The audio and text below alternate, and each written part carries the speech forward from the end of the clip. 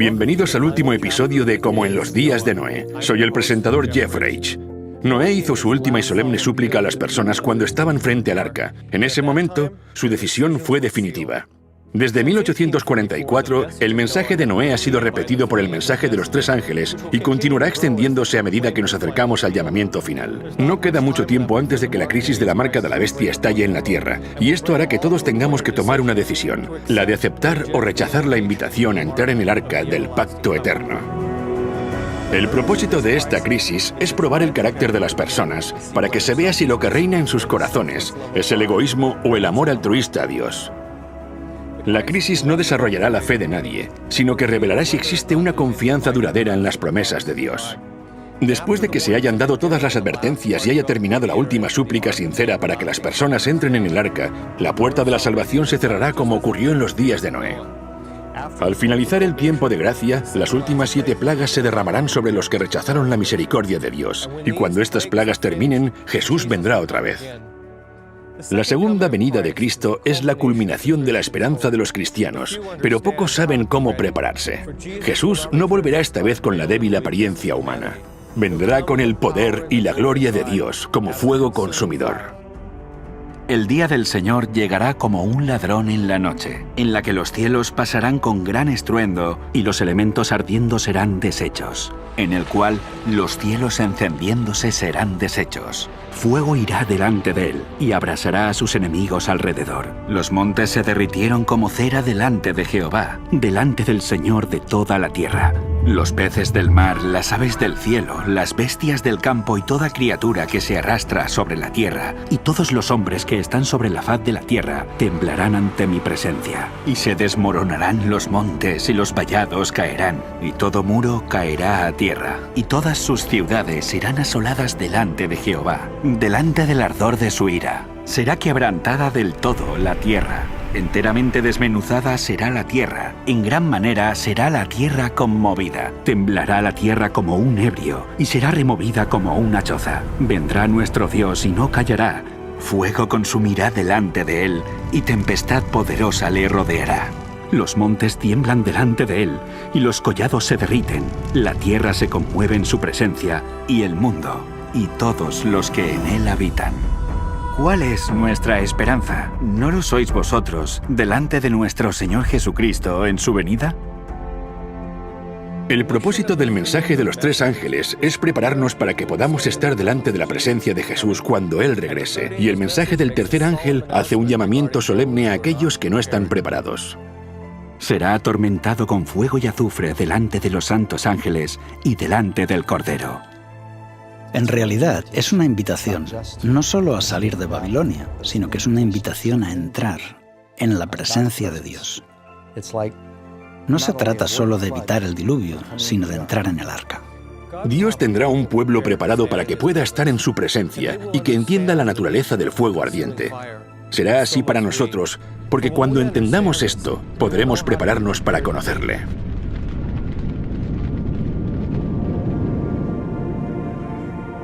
La presencia de Dios. Cuando uno piensa en el reino de los cielos, cuando uno piensa en el trono de Dios, la Biblia dice en Daniel 7 que su trono es como llama de fuego y sus ruedas fuego ardiente. Si uno lee cómo comenzó todo, la caída de Lucifer, la Biblia dice que se paseaba en medio de las piedras de fuego. En Hebreos la Biblia dice que sus ángeles son ministros de llama de fuego. Aquellos que sean redimidos, un día estarán sobre el mar de cristal mezclado con fuego. Jeremías dice, tu palabra en mi corazón se convierte en un fuego ardiente metido en mis huesos. También la Biblia nos dice, en Deuteronomio 33, la ley de fuego a su mano derecha. Si miramos solamente lo que dice la Biblia, vemos que Dios es un fuego ardiente. Daniel dice, un río de fuego procedía y salía de delante de él. Encontramos que Dios es un ser de fuego. Así que Dios es fuego. Lo que encontramos en la Biblia es que el cielo está lleno de fuego. La mayor parte de la gente, cuando piensa en un lugar de fuego, lo que le viene a la mente es el infierno. ¿Por qué Dios se manifiesta como fuego? ¿Por qué está rodeado de tanto fuego? En el Cantar de los Cantares de Salomón, la Biblia nos dice que el amor es como el fuego. Porque fuerte es como la muerte el amor, duros como el Seol los celos, sus brasas, brasas de fuego, fuerte llama. Las muchas aguas no podrán apagar el amor, ni lo ahogarán los ríos. El fuego es un símbolo de amor. Así que no es que Dios quiera asustar a la gente, ni asustarnos a nosotros, sino que se manifiesta como fuego porque en el cielo el fuego es el símbolo del amor. Dios quiere que podamos habitar en su presencia, pero como hemos pecado, ese fuego nos da miedo. El pecado es un material combustible. El pecado no puede existir frente a un Dios santo. Si nos presentamos ante Dios con nuestra condición pecaminosa, seríamos consumidos en un instante. Así que el objetivo final es: ¿cómo puedo conseguir que el hombre vuelva a estar en mi presencia sin que sea destruido, sin que sea consumido? De principio a fin, la Biblia cuenta la historia de un padre en los cielos que ha sido separado de sus hijos y desea reunirse con ellos. Hay una ilustración que nos muestra mejor que ninguna otra cómo Dios nos preparará para que podamos hablar con Él. Esto es a través del santuario, y es el verdadero motivo por el que fue dado. Y harán un santuario para mí, y habitaré en medio de ellos. El propósito del santuario era instruir a los hombres sobre cómo generar un carácter donde Dios pueda habitar. Dios quiere habitar con su pueblo, pero no puede hacerlo mientras se aferre al pecado. Si abandonas tu pecado y lo pones sobre el único que puede eliminar tu pecado, entonces puedes continuar viviendo porque Dios no quiere destruir al ser humano. Él destruye el pecado. Dios no pretende en ningún caso destruirnos, quiere destruir el pecado, no a nosotros. Y el santuario es el plan de Dios y su forma de acabar con el pecado. Él separa el pecado del individuo y puede centrarse en destruir el pecado. Este es el propósito. Cuando el pueblo de Israel fue liberado de la esclavitud de Egipto, aparece el plan del santuario que les conduce a la libertad y les prepara para entrar en la tierra prometida. Moisés ordena al pueblo de Israel que sacrifiquen un cordero. Esto apunta al altar del sacrificio. Después de que el pueblo de Israel sacrificara el cordero, llegaron al Mar Rojo. Pablo nos dice en 1 Corintios 10 que esto representa el bautismo. Esto recuerda a la fuente de agua, la siguiente pieza del santuario. Todos pasaron el mar, y todos en Moisés fueron bautizados en la nube y en el mar. Debemos ser bautizados en su espíritu, debemos ser limpiados. El bautismo es un símbolo de un nuevo nacimiento. Después de que cruzaran el Mar Rojo, Dios hace llover maná del cielo, que nos recuerda a la mesa de los panes de la proposición, la palabra de Dios. Dios ahora les dice: y vosotros me seréis un reino de sacerdotes y gente santa. El candelabro de 7 brazos es un símbolo del pueblo de Dios. También te di por luz de las gentes, para que seas mi salvación hasta los confines de la tierra. En Éxodo 19, Dios instruye a Moisés para que le diga al pueblo de Israel que deben tener 3 días de preparación. Tenían que estar orando, suplicando, preparando sus corazones, lo que nos recuerda al altar del incienso, la oración. En Éxodo 20, Dios desciende y les da los 10 mandamientos. Así que ahora tenemos que la ley de Dios ha sido dada y tenemos su presencia. Podríamos decir que el pueblo de Israel, en esencia, está contemplando el lugar santísimo. Por eso vemos cierta semejanza entre el santuario y la salida del pueblo de Israel de la esclavitud a la presencia de Dios. Incluso queda representado en cómo el pueblo de Israel pasa de la esclavitud a la presencia de Dios. La tierra tembló. También destilaron los cielos ante la presencia de Dios. Aquel Sinaí tembló en la presencia de Dios, del Dios de Israel. La última petición de Jesús a su Padre fue la de morar con los que le aman para que puedan experimentar la completa revelación de su amor sin ser consumidos por él. Las 2 promesas del pacto eterno hablan de la promesa de Dios de mostrar misericordia al hombre y santificarlo, y así la oración de Cristo tiene su respuesta. Es maravilloso, aunque no sorprendente, que encontremos que los símbolos de estas dos promesas se manifiesten mediante gloria de Dios, en el lugar santísimo. Porque el Hijo del Hombre vendrá en la gloria de su Padre con sus ángeles. Los profetas en visión contemplaron la llegada de Cristo y quedaron asombrados. Isaías dijo, ¿quién de nosotros habitará con el fuego consumidor? ¿Quién de nosotros podrá habitar con las llamas eternas? Entonces Isaías respondió a su propia pregunta y dijo, el que camina en justicia. Se nos dice que el justo es quien podrá habitar con el fuego eterno. Así que, ¿cómo podremos estar en la presencia de Dios cuando regrese? Uno de los mejores ejemplos es el de Noé, que fue llamado pregonero de justicia.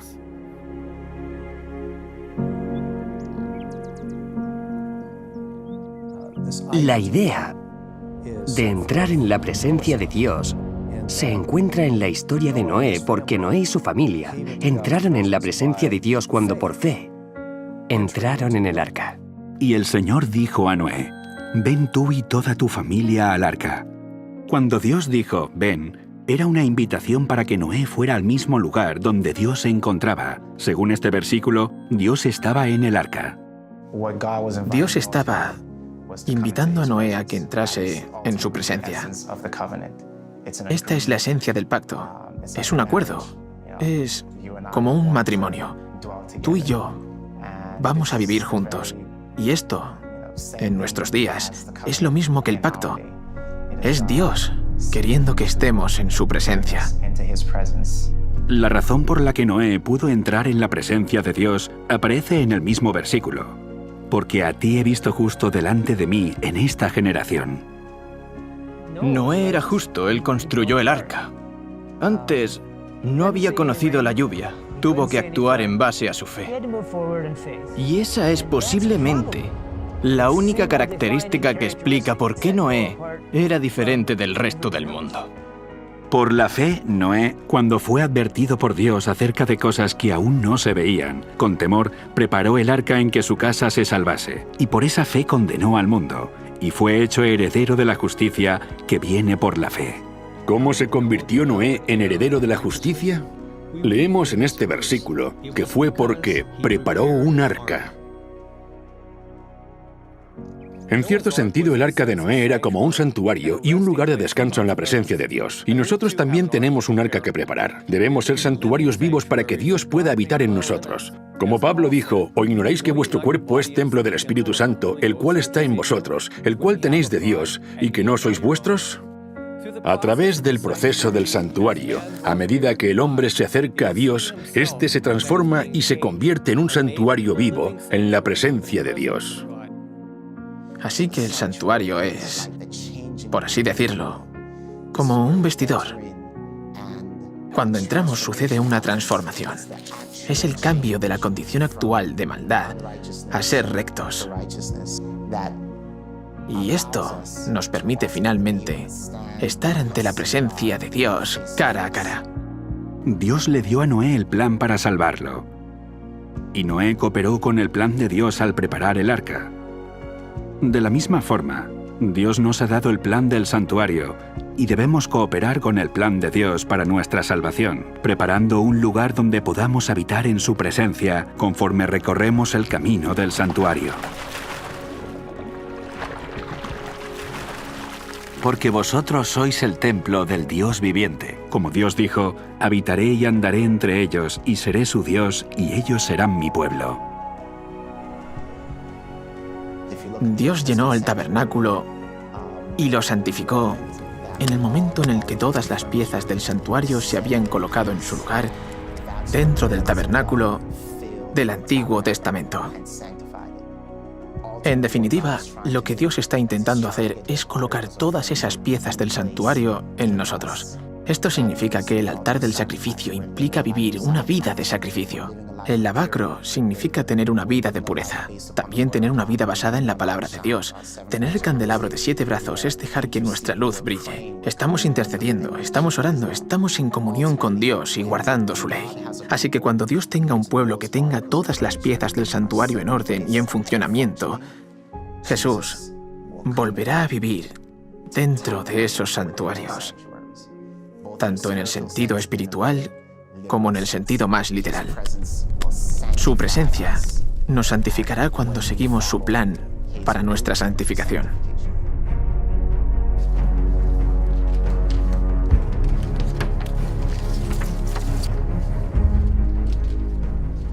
Muchos cristianos se preguntan por qué Jesús aún no ha regresado. ¿A qué espera? Bien, Jesús mismo nos dice que como en los días de Noé, así será la venida del Hijo del Hombre.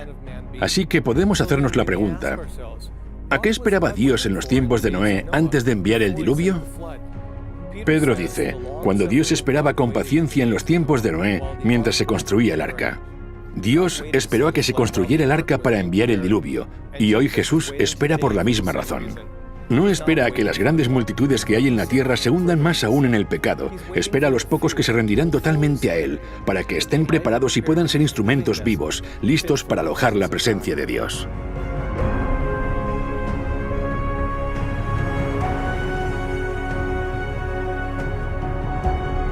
¡Necesitamos estar limpios! El mensaje del tercer ángel tiene el propósito de preparar un pueblo listo para estar delante de Dios. Es una advertencia sobre la adoración a la bestia y a su imagen, y sobre recibir su marca.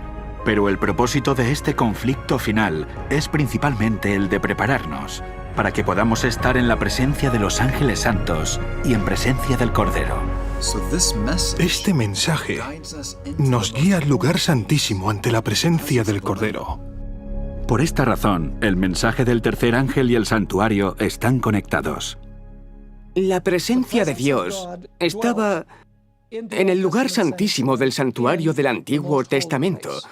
El sumo sacerdote solo podía entrar al lugar santísimo una vez al año, pero ahora se nos llama a seguir al sumo sacerdote al lugar santísimo mediante la fe. Así que, hermanos, mediante la sangre de Jesús, tenemos plena libertad para entrar en el lugar santísimo. Hebreos 10:19 habla de entrar en el lugar santísimo mediante la fe. Y para los cristianos este ha sido un concepto muy difícil de entender. Primero, porque muchos no saben que existe un santuario en el cielo. Pero cuando entienden este concepto, no saben exactamente qué significa. El lugar santísimo del santuario celestial contenía los 10 mandamientos, y en el centro de los 10 mandamientos está el sábado, que es la clave para guardar el resto de los mandamientos. Este es un detalle muy importante, porque el mensaje del tercer ángel habla sobre los que reciben la marca de la bestia.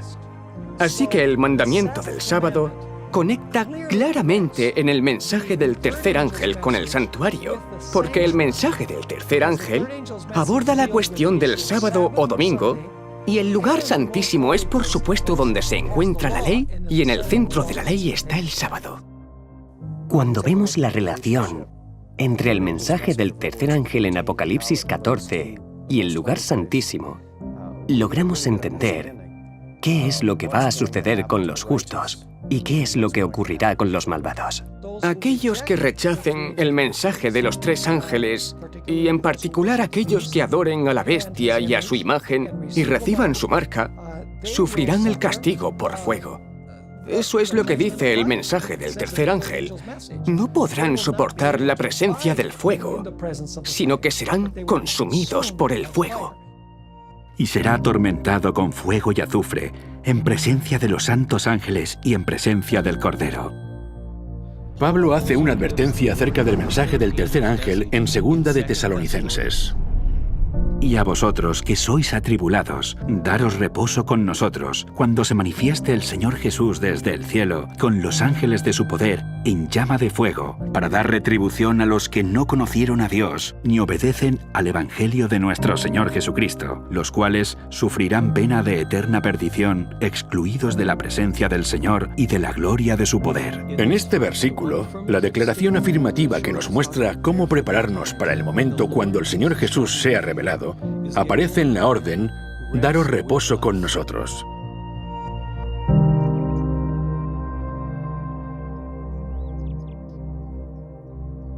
Solo aquellos que hayan entrado en el descanso de Cristo podrán mantenerse en pie delante de la presencia de Jesús. El mensaje del tercer ángel también nos advierte sobre aquellos que rechacen entrar en el descanso del sábado. Y no tienen reposo de día ni de noche los que adoran a la bestia y a su imagen, ni nadie que reciba la marca de su nombre.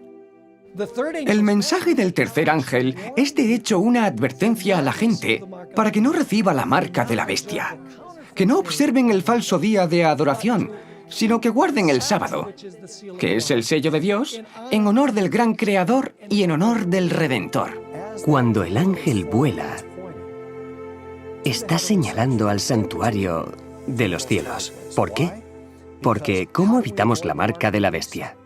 Entrando por la fe en el lugar santísimo. En Salmos 91, David escribe acerca de los que han entrado al lugar santísimo cuando dice: No te sobrevendrá mal, ni plaga tocará tu morada. Pues a sus ángeles mandará cerca de ti, que te guarden en todos tus caminos.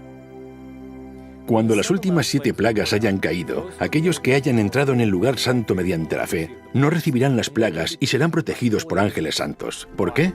Porque David dice en el versículo 1, «El que habita al abrigo del Altísimo morará a la sombra del Omnipotente». La Biblia también revela la ubicación de este lugar secreto.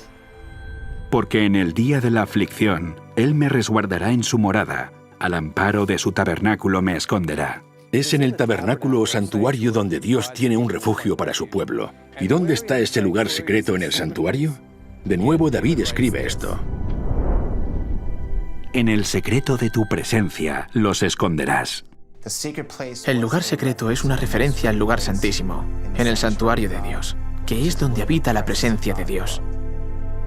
Aquellos que han entrado por fe al lugar santísimo y se someten a su ley, se someten a su voluntad, son los que entran en el refugio del Altísimo.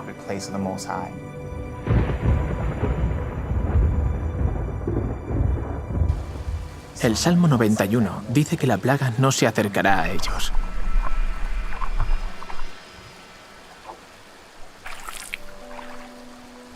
Así que es muy significativo ver que en el tiempo del fin, cuando ocurran estas plagas, los que escapen de ellas son aquellos que habiten en el lugar secreto. Aquellos que por la fe hayan entrado al lugar santísimo, que acepten la ley de Dios, que acepten su sábado. Es así como podrán habitar en su presencia.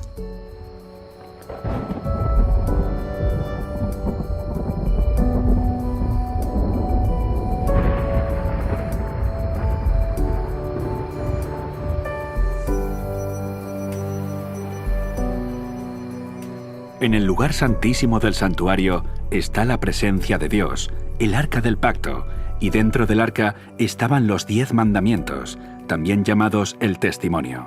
En los días de Noé, el trono estaba representado simbólicamente en la tierra. Dentro del arca estaba la presencia de Dios, estaba el arca en sí misma, y dentro del arca estaban los testimonios vivos, en cuyos corazones y mentes había sido escrita la ley de Dios.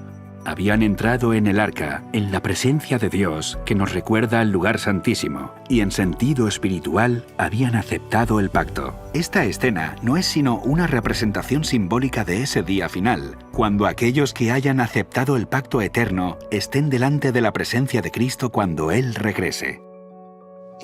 Dios quería decir al hombre: mira, esto es lo que quiero para ti. Quiero que puedas estar en mi presencia sin que seas destruido. Igual que Sadrach, Mesach y Abednego. Veamos lo que ocurrió. Les dicen que cuando la música pare, tienen que inclinarse ante la imagen. Se niegan a hacerlo y entonces son llevados ante el rey. El rey les da otra oportunidad y les dice: si no lo hacéis, os arrojaré a un horno de fuego incandescente. Y por supuesto, no lo hicieron. Calentó el horno 7 veces más fuerte de lo que ya estaba y los arrojó dentro. Pero no les destruyó porque la presencia de Dios estaba allí con ellos. Pero el mismo fuego sí que destruyó a aquellos que los arrojaron dentro del horno de fuego. Fue porque no estaban preparados para estar delante de la presencia de Dios, mientras que no afectó en nada a Sadrach, Mesach y Abednego. ¿Por qué no ardieron estos 3 jóvenes? La respuesta es sencilla. No había rastro de pecado en ellos. Estaban tan unidos a Cristo que Él estaba con ellos en el fuego. Su carácter estaba tan pulido que estaban limpios. delante del Hijo de Dios. Aquellos que han aceptado a Jesús como Salvador y que han permitido que la gracia de Dios limpie sus vidas de pecado, no serán consumidos por el fuego. Como habían obedecido a Dios, fueron protegidos y purificados por Cristo. Podían estar entre llamas y resultar ilesos. Y por otro lado, aquellos que los arrojaron al fuego fueron destruidos por el mismo fuego sin que ni siquiera estuvieran dentro del horno. Los que son justos serán arropados por la justicia de Cristo. No habrá nada en ellos que pueda arder. Y por lo tanto, podrán permanecer en la presencia del Señor, mientras que a los malvados, el mismo pecado que albergan los destruirá. Nuestro Dios es un fuego ardiente y ahora debemos permitir que Cristo y su Espíritu nos purifique y santifique para que podamos soportar su llegada. De lo contrario, huiremos de ese fuego, de esa gloria. El fuego destinado a destruir a esos hombres se convirtió para ellos en un arca de refugio, porque la presencia del Hijo de Dios estaba con ellos. Esta es una lección para todos nosotros sobre la naturaleza de la segunda venida de Cristo. Al mismo tiempo que la gloria de su presencia destruirá a los malvados, para los justos será un arca de fuego.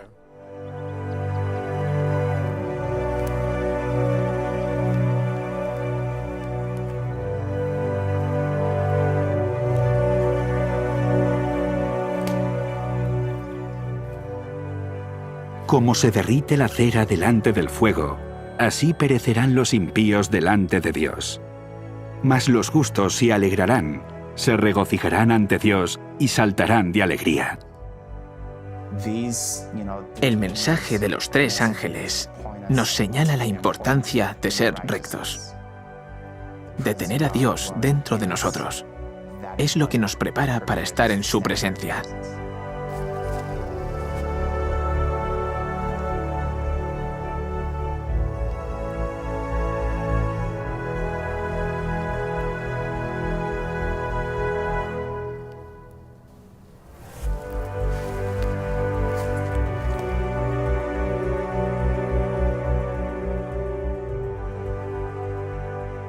La misión que Jesús vino a cumplir en la tierra se revela en su última oración.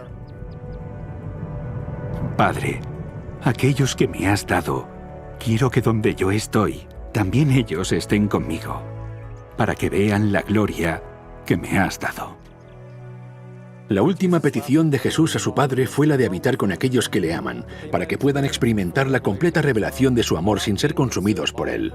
Las 2 promesas del pacto eterno cumplen este propósito. Declaran la promesa de Dios de mostrar clemencia al hombre y santificarlo para que la oración de Cristo reciba respuesta. Es maravilloso, aunque no sorprendente, que encontremos que los símbolos de estas 2 promesas se manifiestan en el lugar santísimo mediante la gloria de Dios. El sábado es la señal de la promesa de Dios de santificar al hombre, para que pueda habitar en la presencia y la gloria de Dios. En su presencia, el verdadero significado del descanso del sábado será plenamente comprendido. Sin nada que separe al hombre de Dios, encontrará reposo por la eternidad. No habrá más tristeza, no habrá más dolor, ni enfermedad, ni sufrimiento. En tu presencia hay plenitud de gozo, dijo David. En la presencia de Dios, el hombre encontrará el verdadero significado del descanso del sábado. Por lo tanto, es en la manifestación de la presencia de Dios en el lugar santísimo donde vemos representado el simbolismo y la importancia del sábado. Esto, unido a la manifestación del fuego ardiente, es donde Ezequiel vio la señal de la promesa de misericordia, y vi apariencia como de bronce refulgente, como apariencia de fuego dentro de ella en derredor, desde el aspecto de sus lomos para arriba, y desde sus lomos para abajo vi que parecía como fuego, y que tenía resplandor alrededor.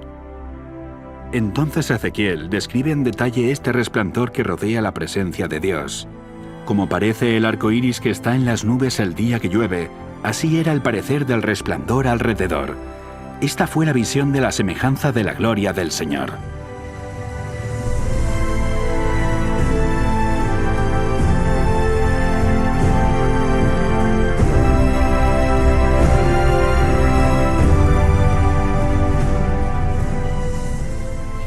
Aquí, en la manifestación de la presencia de Dios, se representan las señales de las promesas por medio de las cuales el hombre se prepara para morar en su presencia. El sábado, dado por Dios para ser un pacto perpetuo o eterno, es una señal de la promesa de Dios de santificar al hombre para que pueda estar en su presencia. Y el arco iris dado a Noé es un símbolo de la promesa del pacto eterno de misericordia para el perdón de los pecados. Sendas promesas son garantizadas por la vida y muerte de Jesús. Él vivió una vida sin pecado para que nosotros podamos ser santificados por los méritos de su justicia. Él murió en nuestro lugar por los pecados que hemos cometido para que podamos recibir su misericordia. En estos dos símbolos está representada la importancia del Evangelio y el pacto eterno. Todo para que el Señor, separado de sus hijos por culpa del pecado, pueda de nuevo reunirse con ellos cuando regrese. Y a aquel que es poderoso para guardarlos sin caída y para presentarlos sin mancha delante de su gloria con gran alegría, al único y sabio Dios, nuestro Salvador. Sea gloria y majestad, imperio y potencia, ahora y por todos los siglos. Amén. El llamado era a entrar en el arca. En realidad era una invitación para que las personas entraran dentro de la seguridad del arca, que es el lugar secreto del Altísimo, el lugar santísimo del santuario. Esa es la invitación que ha estado anunciándose desde 1844. Ha estado llamando la atención de la humanidad hacia el arca del pacto, donde se encuentra la ley de Dios y donde además se encontraba la presencia de Dios. Es como si este mensaje invitase a la humanidad a entrar al lugar secreto del Altísimo, donde hay seguridad. En esta ocasión no será el diluvio de la destrucción lo que caiga sobre los malvados, sino el fuego. Nuestro mensaje es el mismo: entrad al arca. Pero no al arca que construyó Noé, sino al arca que Moisés colocó en el lugar santísimo. En realidad, el lugar secreto es la presencia de Dios.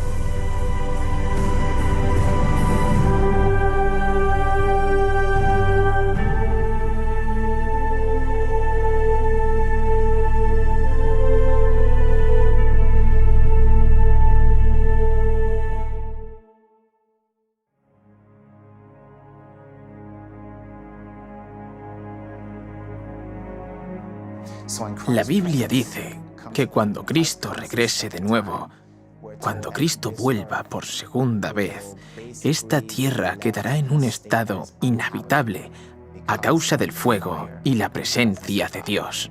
Tras la séptima y última plaga, Jesús regresará.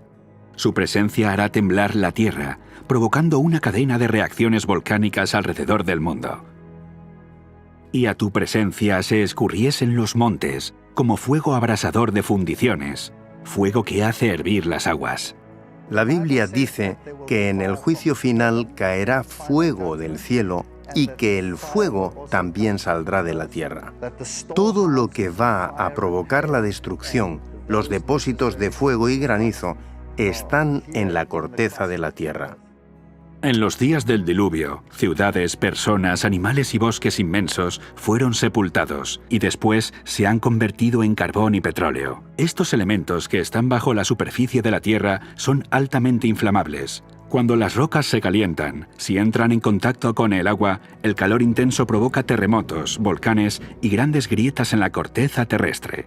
Esto hará que el mundo prediluviano, que fue sepultado por el agua en las profundidades de la tierra, salga a la luz y se emplee en la destrucción del mundo por el fuego.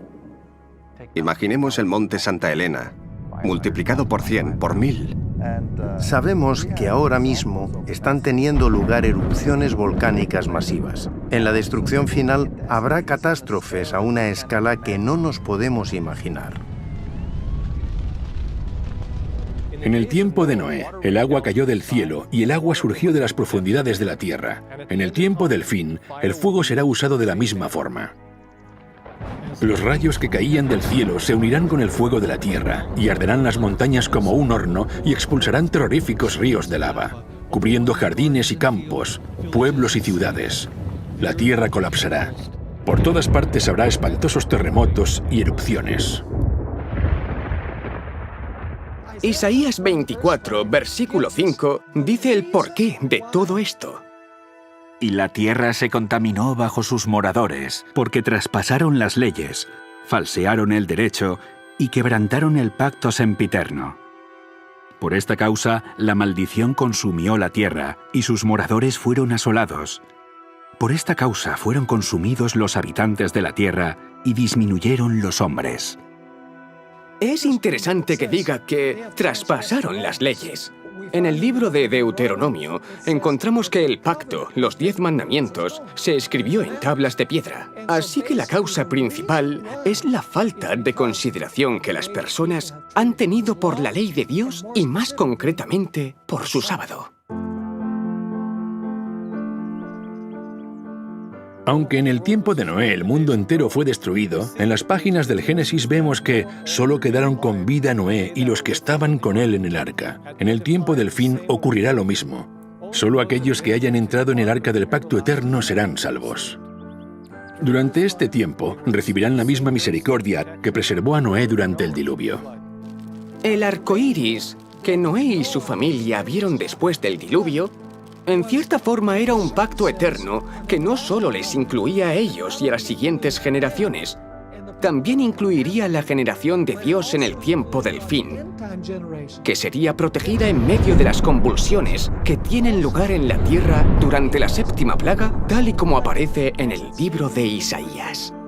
Dios promete que, al igual que el pacto que hizo con Noé, Él mantendrá ese pacto con su pueblo. Aunque durante el diluvio la tierra colapsó, Él preservó a Noé y lo ratificó con la promesa del arco iris. Dios dice que hará lo mismo con su pueblo en el tiempo del fin. Con un poco de ira escondí de ti mi rostro por un momento, pero con misericordia eterna tendré compasión de ti, dijo el Señor tu Redentor. Porque esto no será como en los días de Noé, cuando juré que nunca más las aguas de Noé pasarían sobre la tierra. Así he jurado que no me enojaré contra ti, ni te reñiré. Porque los montes se moverán, y los collados temblarán, pero no se apartará de ti mi misericordia, ni el pacto de mi paz se quebrantará, dijo Jehová, el que tiene misericordia de ti. En este pasaje, Dios confirma con la última generación el pacto de misericordia que Él estableció con Noé antes del diluvio. El arco iris era, y aún es, la señal y el símbolo de la promesa de misericordia hecha por Dios, porque Isaías dice que esta promesa se extendía a todos los habitantes de la tierra, cuando los montes se moverán y los collados temblarán. En el libro de Apocalipsis vemos que se describe este mismo acontecimiento en el capítulo 16, donde leemos: «Toda isla huyó y los montes no fueron hallados». En este capítulo podemos ver que este acontecimiento ocurre cuando el 7º ángel envía la 7ª y última plaga.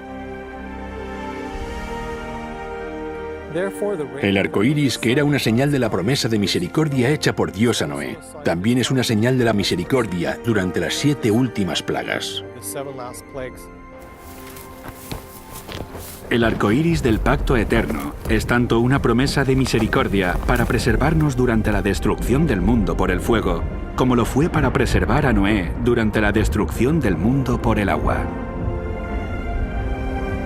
Si uno ha estado en medio del océano durante una gran tormenta, sabe lo aterrador que es. Aún así, Noé fue protegido en medio de esta increíble adversidad. Y saber que Dios protegió a Noé en ese momento nos recuerda que Él puede también protegernos durante la tormenta que está por venir.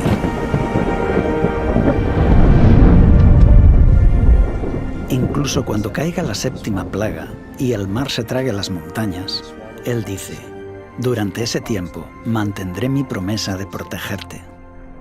Dios es nuestro amparo y fortaleza, nuestro pronto auxilio en las tribulaciones. Por tanto, no temeremos aunque la tierra sea removida y se traspasen los montes al corazón del mar. Aunque bramen y se turben sus aguas, y tiemblen los montes a causa de su braveza.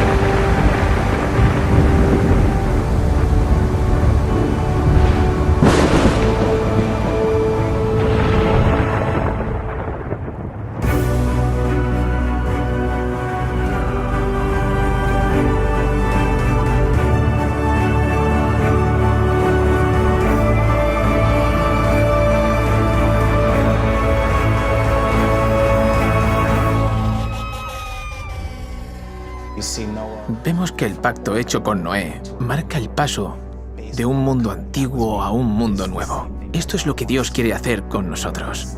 El pacto está diseñado para que pasemos de un mundo viejo a un mundo nuevo. Aunque el primer mundo fue destruido por el agua, la segunda vez el mundo será destruido por el fuego. Pedro nos insta a que busquemos un nuevo cielo y una nueva tierra, lo que significa que sobreviviremos a la destrucción. Vamos a sobrevivir al fuego. En el libro de Isaías, Dios dice que creará cielos nuevos y una nueva tierra. Todo lo que le sucedió a Noé y lo que sucederá en los últimos días es para que podamos regresar al Edén. Quiere restituir el paraíso para el hombre y la pureza al universo.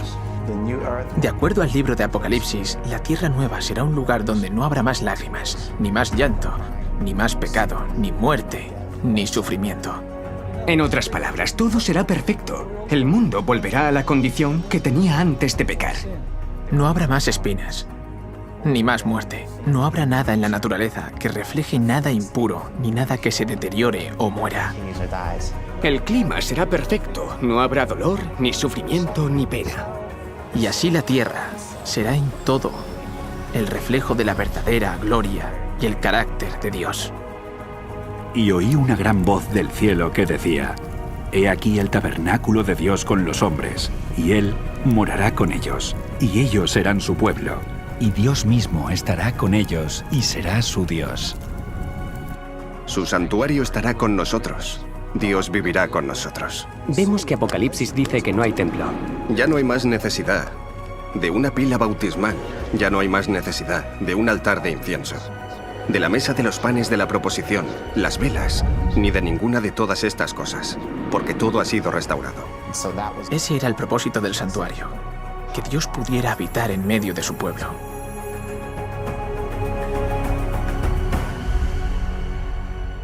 No hay necesidad de templo porque Dios es el templo, habita con el hombre. Ahora el santuario está completo, gracias a Dios, gracias a Cristo.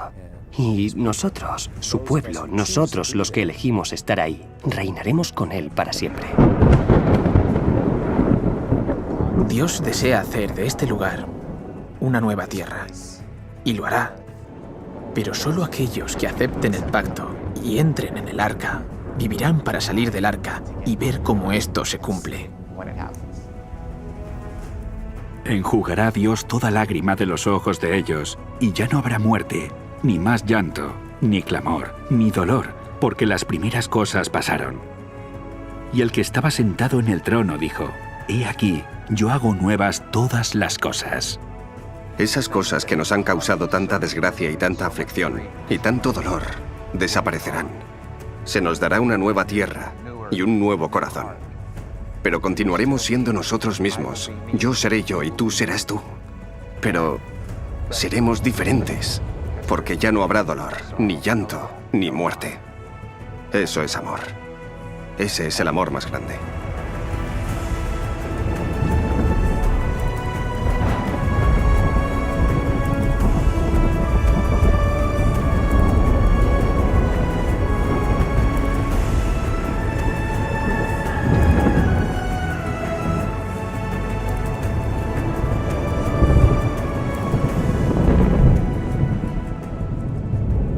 Podemos retroceder por esta línea de tiempo y ver cómo la profecía bíblica predijo cada evento, desde la historia de Noé y el diluvio, la profecía de las 70 semanas que anunciaba el sacrificio de Cristo, la corrupción y la restauración del santuario, y los acontecimientos que ahora estamos viviendo.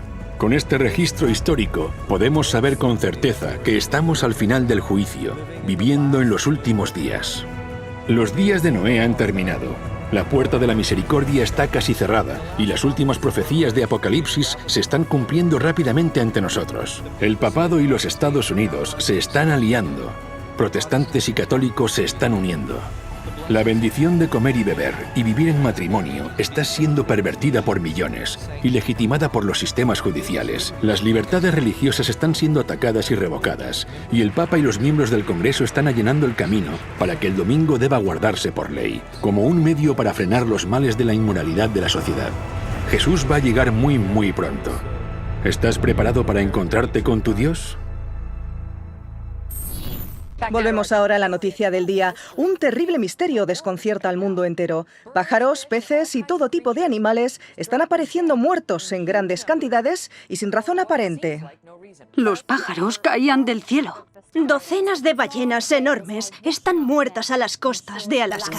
En Sanibel, equipos de personas van a bordo de barcos recogiendo cientos de miles de peces muertos, tortugas y otros. Intentan aclarar un misterio al nordeste de Nuevo México. Más de 100 ciervos fueron hallados muertos en un rancho a unos 30 kilómetros al norte de Las Vegas. 8.000 palomas muertas en Italia, cientos de pájaros muertos en Rockwell, Texas, 500 tordos sargento en Luisiana, 100 pájaros en Suecia, 3.000 tordos sargento muertos en Arkansas, varios cientos en Kentucky. En las últimas 2 semanas han muerto varios cientos de peces pargos en Nueva Zelanda, miles de peces muertos en Florida, 40.000 cangrejos en Reino Unido, 80.000 corvinas en Arkansas, 2 millones de peces Leiostomus y corvinas en Maryland. Los científicos se dan prisa en investigar qué es lo que ha causado estas muertes en masa. Solo quiero saber por qué. Jehová contiende con los moradores de la tierra, porque no hay verdad ni misericordia ni conocimiento de Dios en la tierra. Por eso la tierra está de luto y desfallecen todos sus habitantes. Por eso mueren las bestias del campo, las aves del cielo y aún los peces del mar perecen. Es terrible. Un gran tsunami golpeó el noreste de Japón, lanzando una ola de 4 metros tierra adentro. En Indonesia, esto es tras el horrible terremoto del viernes y el desastroso tsunami que siguió al terremoto. Si yo estuviera dentro del arca y mirase fuera y viera a mi hijo o mi hija fuera, me desgarraría el corazón. ¿Qué les podría decir? ¿Qué mensaje podría darles? Entonces habrá señales en el sol, en la luna y en las estrellas, y en la tierra angustia de las gentes, confundidas a causa del bramido del mar y de las olas. Costa del Pacífico de Japón. El tsunami, ese enorme tsunami, puede verse golpeando la provincia de Miyagi en el norte de Japón y la ciudad de Sendai. Esta es una de las temporadas de huracanes más devastadoras de la historia.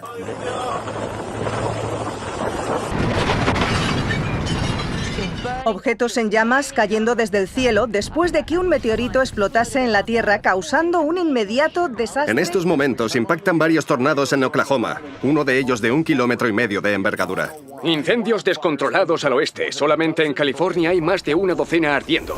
Probablemente habrá gran agitación financiera en el mundo, desastres naturales y mucho miedo. La gente acudirá a las iglesias.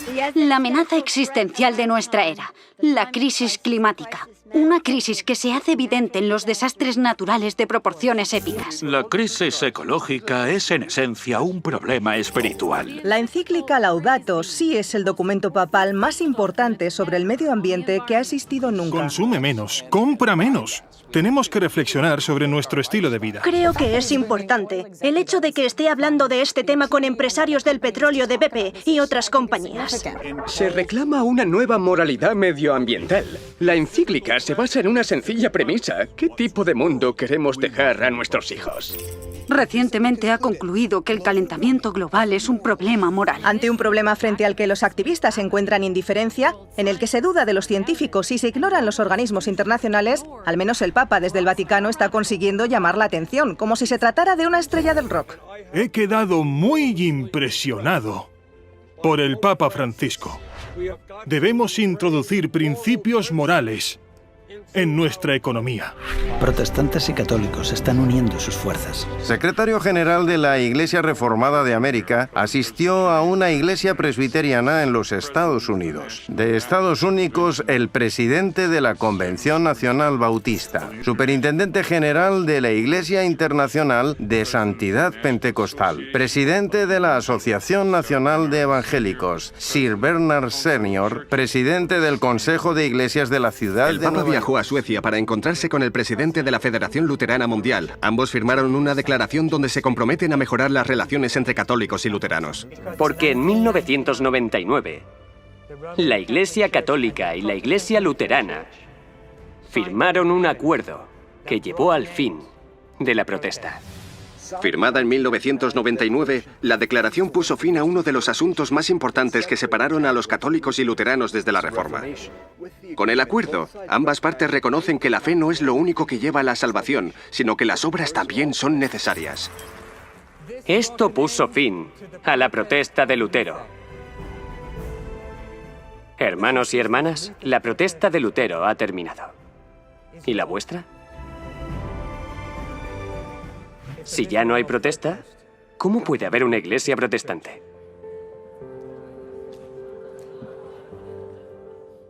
Tal vez ahora todos seamos de nuevo católicos.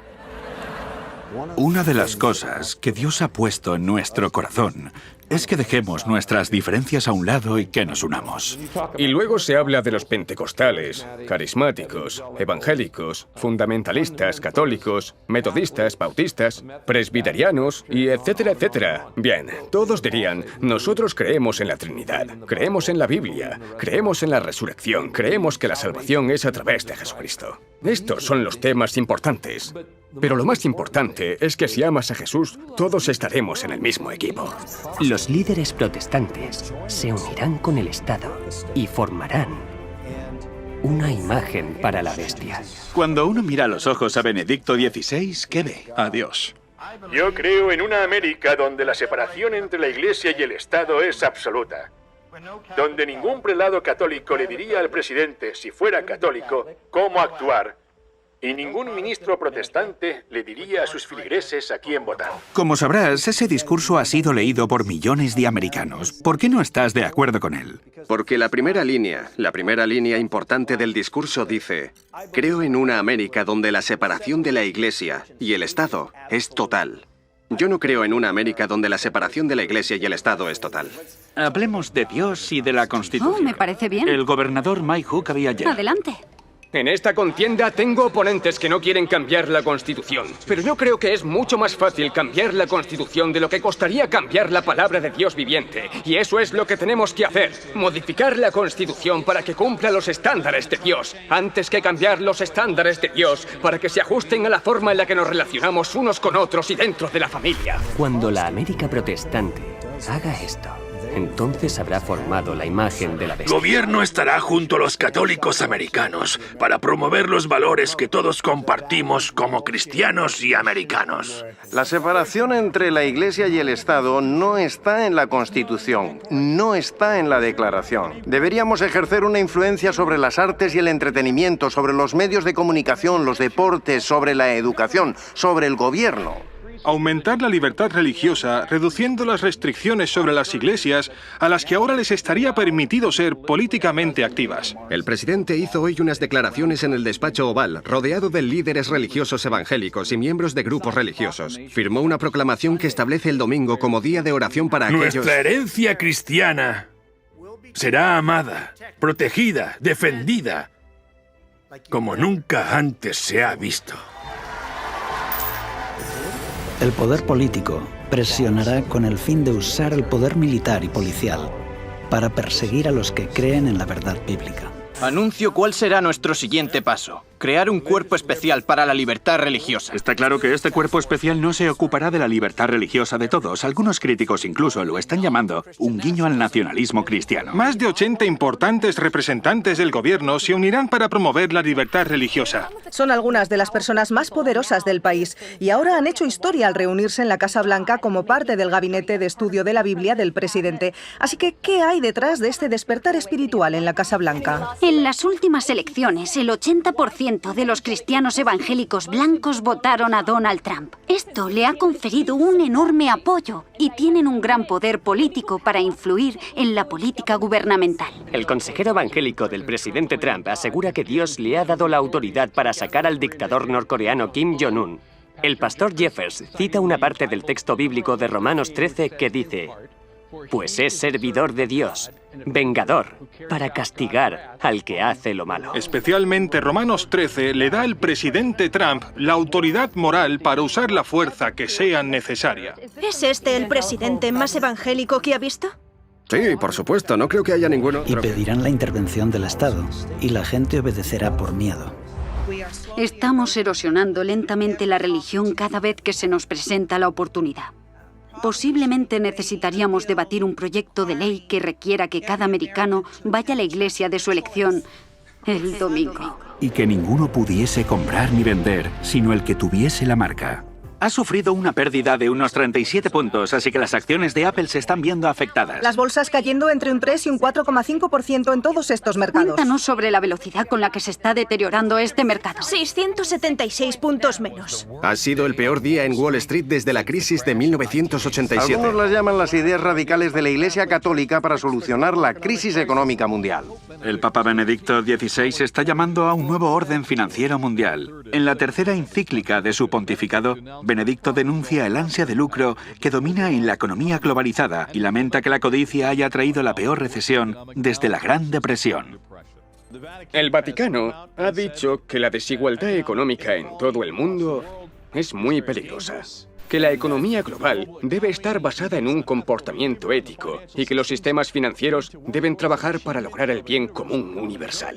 El Vaticano propone el establecimiento de un Banco Mundial Central. Una propuesta para crear una nueva autoridad financiera que incluya un Banco Mundial Central y un nuevo impuesto sobre transacciones financieras internacionales. Este jueves, el Papa Francisco instó a los oprimidos a cambiar el orden económico mundial. La situación de la economía en todo el mundo es complicada. No solo en Estados Unidos, lo es en todas partes. Y creo que tienen que haber muchos cambios en las políticas y el Papa claramente tiene una opinión al respecto. ¿Existe la posibilidad de que haya una nueva moneda mundial que sustituya al dólar? La crisis de la deuda en Grecia hace caer en picado el mercado de valores. Sería una medida real que frenaría el declive del poder americano en la esfera mundial. Así que lo que necesitamos hacer ahora es crear un nuevo orden mundial. La cuestión del sábado se convertirá en algo muy importante en el mundo. Háblenos del día de descanso. ¿Qué significa? Dejando a un lado la religión, lo que significa para usted. Una de las propuestas, la propuesta política que está de alguna manera asociada al descanso semanal, es que como sociedad tenemos derecho a tomar control sobre nuestro tiempo y como sociedad democrática queremos recuperar algunas de las normativas sobre lo que se puede y no se puede hacer un día de la semana. Y tal vez queramos empezar pensando en formas de animar a la gente a que no trabaje durante ese día. La Iglesia Adventista es una denominación cristiana y una de las cosas en las que creemos es en la observancia del sábado. Así que desde pequeño fui educado para guardar el sábado. Comienza la puesta del sol del viernes hasta la puesta del sol del sábado, tal y como se menciona en los 10 mandamientos. Acuérdate del día de reposo para santificarlo. Debo confesar que en mi primer encuentro con Devon he aprendido algo. Todos estos años pensé que el día de descanso era el domingo. Cuando voy a la iglesia y decimos, guarda el día de descanso, guarda el día de descanso en la iglesia bautista, tú me has corregido y me has dicho, no, el domingo es el primer día de la semana. El día de descanso, Sabbat, es el viernes al anochecer, al sábado al anochecer. Así es. Corrígeme si me equivoco. El día de descanso es el sábado porque en 6 días Dios creó el mundo y en el séptimo día descansó. Con el tiempo algunos cristianos lo cambiaron, convirtieron el primer día de la semana en el día de descanso porque ese era el día en el que a Jesús le ocurrieron ciertos acontecimientos importantes. Constantino fue el que cambió el día de descanso del sábado al domingo. En ninguna parte de la Biblia encontramos evidencias de que nadie, excepto Dios, puede hacer ese cambio. ¿La verdadera libertad es trabajar el domingo? Lo que dice es que trabajar el domingo, el duro trabajo que la gente hace durante el fin de semana, tiene un impacto negativo en sus vidas. La ley dominical. La Biblia dice que este tipo de leyes se aprobarán. Se las llama las leyes azules. Son un indicador de que se acerca el fin del tiempo de gracia. Está muy cerca. Aún hay estados que conservan leyes azules en su legislación. Son las leyes que restringen lo que se puede comprar el domingo. Está basado en un concepto cristiano traído a este país hace siglos, en la época colonial. Y aquel que no cumpla estas leyes civiles, que están instigadas por la Iglesia, será perseguido. En Estados Unidos, los líderes religiosos presionarán fuertemente para implantar una ley dominical nacional. Y esto con el tiempo llevará a una ley del domingo en todo el mundo. La Directiva del Tiempo de Trabajo de la Unión Europea dice que el domingo debería ser un día semanal de descanso para los trabajadores europeos. No se trata necesariamente de algo religioso. Al menos ya no lo es. ¿El domingo debería ser un día de descanso? Si como país y como individuos decimos que nuestras relaciones dentro de la comunidad son en realidad lo más importante para nosotros, creo que tenemos que descansar un día a la semana.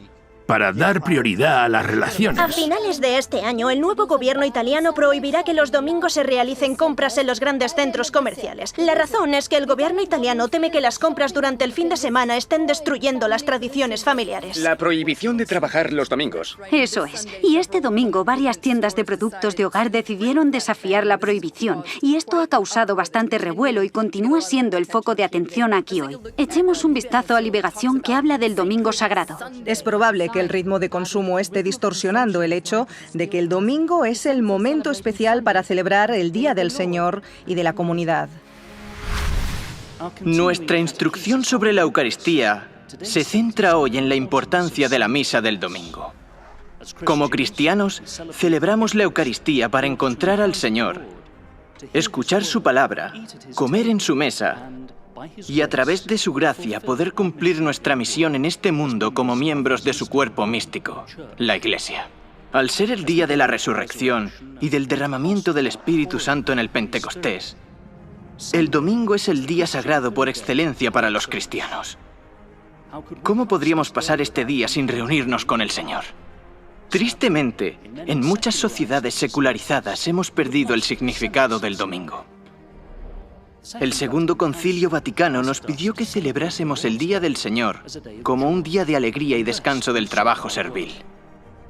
Se trata de una señal de nuestra dignidad como pueblo de Dios. El propósito es que cada domingo sea un anticipo de la dicha eterna y del reposo al que estamos llamados y que compartimos incluso ahora en la Sagrada Comunión. En realidad, vamos a misa no para darle algo a Dios, sino para recibir de Él la gracia y la fuerza para seguir creyendo en su palabra. El mensaje del tercer ángel habla de reconciliarnos con Cristo, para que así evitemos el castigo de los malvados. Esta es la razón por la que Juan en Apocalipsis 14:12 termina diciendo: aquí está la paciencia de los santos, los que guardan ¿qué? Los que guardan los mandamientos de Dios y la fe de Jesús.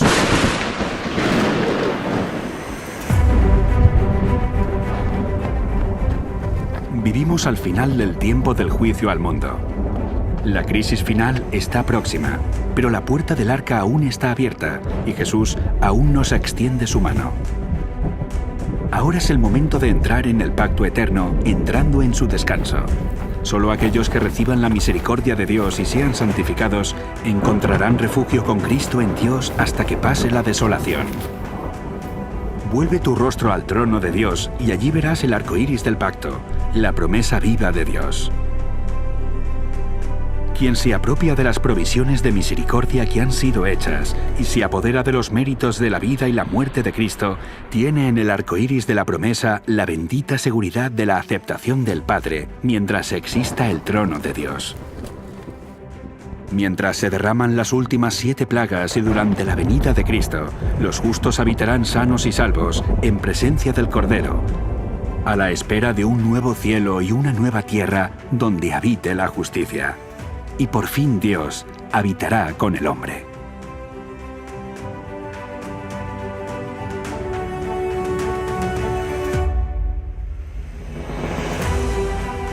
Los días de Noé hacen referencia al momento en que comenzó a proclamarse el mensaje de advertencia sobre el juicio que estaba por venir. En el tiempo del fin, el mensaje del primer ángel anuncia: la hora de su juicio ha llegado.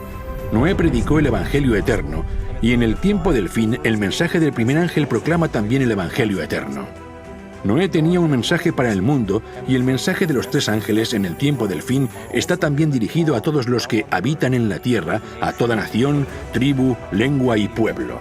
Noé invitó a que la gente renunciara a sus ídolos y a sus falsos sistemas de adoración. En el tiempo del fin, el mensaje del segundo ángel anuncia la caída de Babilonia, exponiendo su sistema falso de culto y sus pecados, y anuncian la súplica de Dios.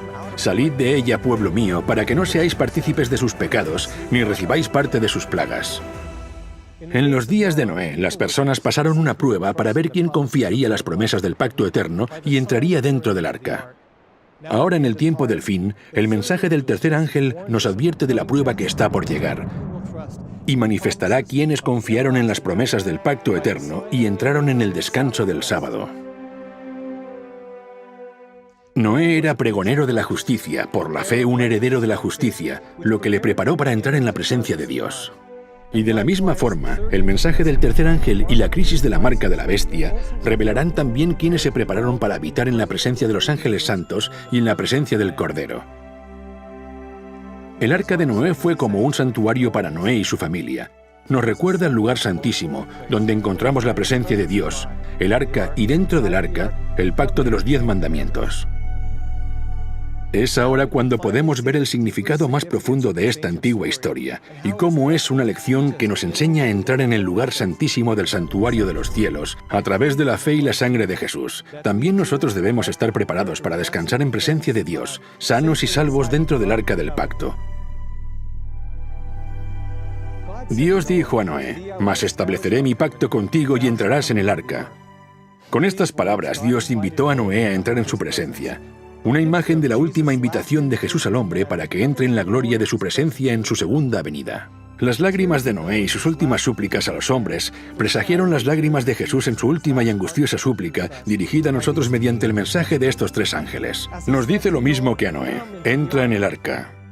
Así que ahora el capitán de nuestra salvación nos está invitando a entrar en el último arca con estas palabras: Inclinad vuestro oído y venid a mí. Oíd y vivirá vuestra alma, y haré con vosotros pacto eterno. Ya no habrá más pecado ni pecadores. Todo el universo quedará limpio. Toda la creación late al unísono en armonía y gozo. De aquel que todo lo creó manan vida, luz y contentamiento por toda la extensión del espacio infinito. Desde el átomo más imperceptible hasta el mundo más vasto, todas las cosas animadas e inanimadas declaran en su belleza sin mácula y en júbilo perfecto que Dios es amor.